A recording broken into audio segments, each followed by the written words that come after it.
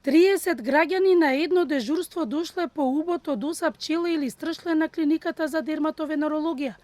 Дел од нив биле задржани на клиниката заради силна алергиска реакција која морала да се третира болнички. Доктор Наташа Јаковлевиќ објаснува дека локалната реакција по убот на инсект може да има црвенило болка која се третира локално. Она што за дерматолозите е загрижувачка алергиската реакција, која може да биде брза и животозагрозувачка. Затоа е важно итно заминување до здравствена установа. Реакциите како би ги препознал пациентот, доколку нели претходно немал, тоа е генерално црвенило по целото тело, јадеж многу често изразен на дланките, стапалата, главата, во усната празнина, потешкоти при дишење, потешкоти при голтање, некогаш и губиток на свест. И во таква ситуација, притисокот, да не заборавам, исто паѓа.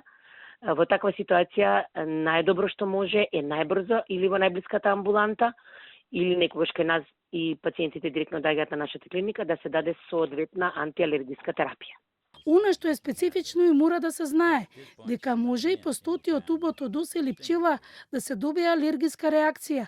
Оние кои имале силна реакција треба да продолжат со вакцина на клиниката. Почнуваме со нека доза растечка, 2 пати неделно се гледаме 3-4 месеци со пациентите, но после завршување на одреден протокол и кога ни доаѓаат пациентите на таа доза на одржување месечно, бидуваат каснати од пчела оса и немаат воопшто така бурна и така страшна алергиска манифестација, и тоа е еден од најдобрите показатели дека е успешноста огромна.